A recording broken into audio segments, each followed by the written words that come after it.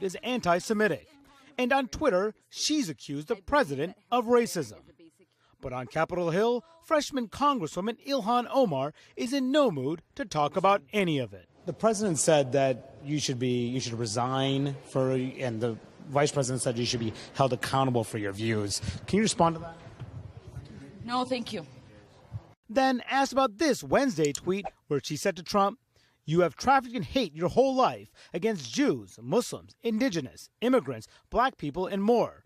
I learned from people impacted by my words. When will you?" Omar took strong exception. This morning you said the president trafficked. What is wrong with you? Question about your tweet. You had a tweet saying the president trafficked in hate. Yes, I tweeted. There's a response. You can run that and have a nice day.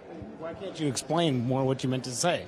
A Somali refugee who joined Michigan's Rashida Tlaib as the first Muslim woman to ever serve in the House. Thank you, Mr. Speaker. I'm a Jewish American woman who served for 20 years in uniform and continue to serve in the United States Congress.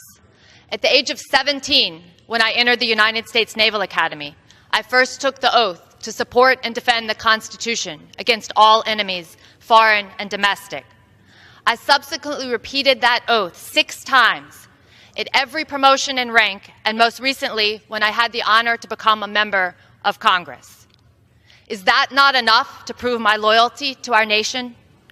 I deployed 6 times, serving in 6 ships in the Middle East and Western Pacific, working under challenging conditions while operating complex weapon systems, overseeing nuclear reactors, driving ships, and ultimately commanding a combat-ready unit of 400 sailors.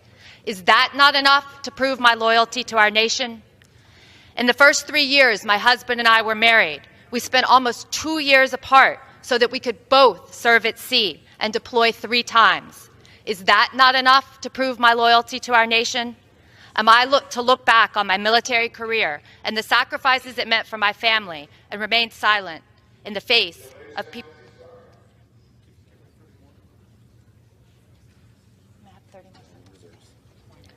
Does the gentleman reserve? I yield the gentlelady another 30 seconds. The gentlelady is yielded an additional 30 seconds. Thank you. And remain silent in the face of people questioning my loyalty to our country. I believe that I speak clearly for all fellow Jewish veterans that this echoes of language that has been used to marginalize and persecute the Jewish people for centuries. The recent accusations of dual loyalty call into question the equal footing of Jewish members in elected office and, by extension, all Jews living in America. I'm proud to vote on this resolution in condemnation of this rhetoric. I yield my time. The gentlelady yields back. The gentleman from Georgia is recognized. Thank you, Mr. Speaker. And I would I don't think my friend from New York would question my belief that what happened at Charlottesville or anywhere else was bad. I don't think he really meant that, Mr. Speaker, because I do believe it is bad. And I think what is bad is having to write this thing 7 days and having to figure this out. With that, I yield 3 minutes to the gentleman from New York, Mr. Zeldin. The gentleman from New York is recognized. Well, thank you, Mr. Speaker. Let's all be honest with each other. We are here today, right now, because of anti-Semitic rhetoric from one member of this chamber said again and again and again. We would not be on this floor right now otherwise to discuss this topic. If that member was a Republican, that member's name would be in this resolution, and this resolution would be all about condemning anti-Semitism, and it would be done so forcefully. That member in January had to apologize for talking about a hypnosis of Israel that they have over the entire world. That member had to apologize in February by saying that if you support Israel, it must be because you're bought off by Jews. That member called it an unequivocal apology, even though she filled it with equivocation. And now we're back again, this time by saying that if you support the U.S.-Israel relationship, that you must have pledged allegiance to a foreign government. Except this time that member is refusing to apologize. Even if you gave that member every benefit of the doubt that she had no idea what she was doing, why now wouldn't she be apologizing? Why would she be more emboldened to refuse an apology altogether? I apparently am giving Rep. Omar more credit than the Speaker is, because I don't believe she is naive. I believe that she knows exactly what she's doing. It is an American value, by the way, to have reasonable, legitimate criticism of a government, whether it be the U.S. government, Israel, or any other government. It is not an American value, though, to be hurling anti-Semitic rhetoric. Anti-Semitism must be condemned unequivocally and emphatically. We have members of this chamber who associate with Louis Farrakhan, who says, quote, Hitler was a very great man. Let's talk about a double standard. In January, we all came to this chamber. We condemned white supremacy. We named a Republican member. We kicked that member off of his committees. He can't serve on the Small Business Committee, but this member will continue to serve on the House Foreign Affairs Committee. But no, now we can't come here and just emphatically, solely, forcefully condemn anti-Semitism and name names, but if it was a Republican, we would. It's time to call out these statements for what they are. Pointed, bigoted, unreasonable, illegitimate, anti-Semitic. I commend my colleagues on the other side of the aisle who have been speaking out about all this anti-Semitism. A few members come to mind. Chairman Engel, Congressman Deutsch, Congressman Nadler, Congresswoman Lowy, Congressman Gottheimer. Many of my colleagues on the other side of the aisle, I believe to their core, know how very wrong this is, and there are many other members to name as well. And I'd be remiss if I didn't take this opportunity to say thank you to each and every one of them, because support of Israel, support of Jews, standing against anti-Semitism has been bipartisan in the past. It should be bipartisan today and should be bipartisan for every moment in the future. I yield back.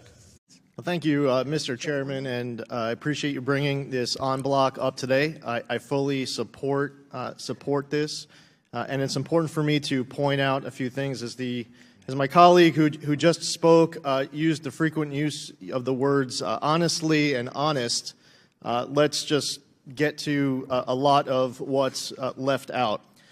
So the BDS movement has not distanced itself from Hamas, a designated foreign terrorist organization. BDS supporters individually are not distancing themselves from Hamas either.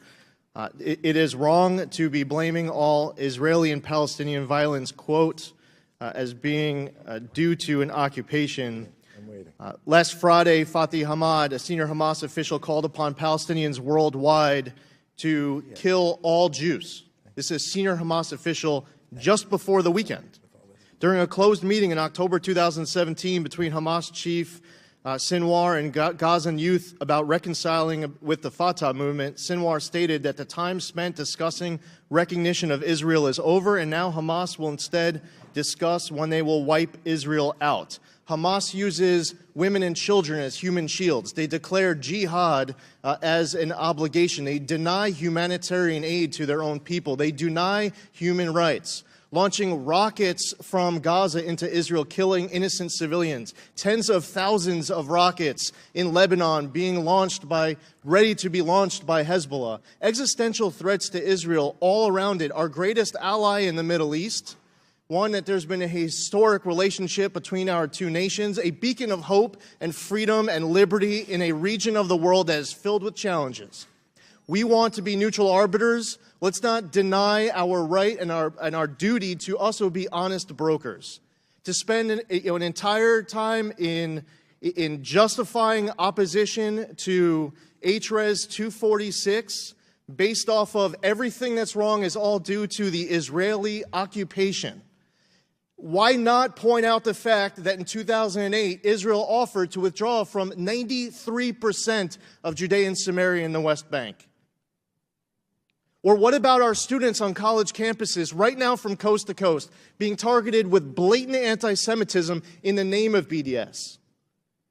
Or taking into consideration the founder of BDS and all of his blatant anti-Semitism? Or the Palestinian authorities pay to slay.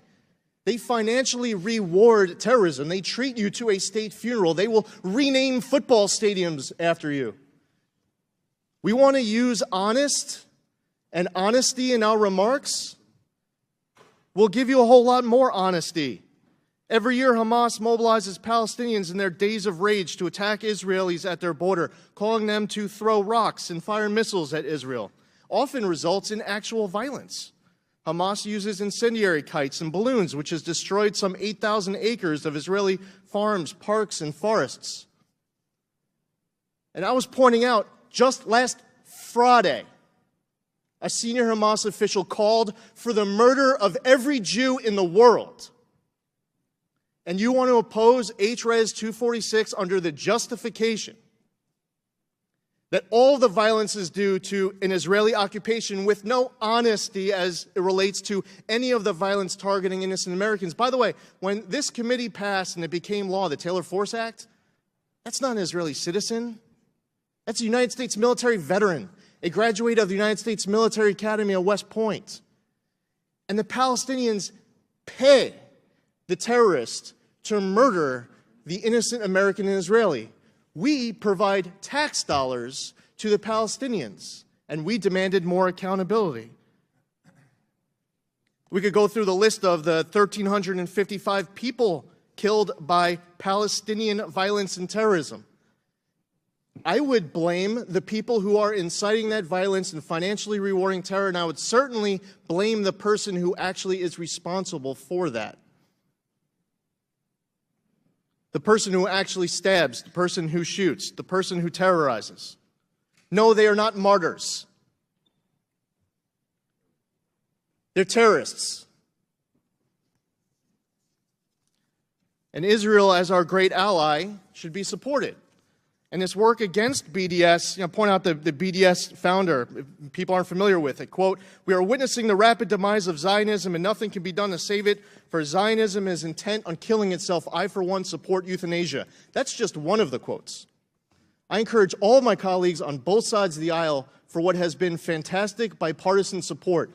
But don't come to this committee and in this Congress and start blaming Israel for all of the violence that is happening to it, blaming them for an occupation. That I will take the strongest of exception with, and that is not honest, to be accusing Israel of everything that they are suffering from. The gentleman's time has expired. Is criticized for good reason. I yield back.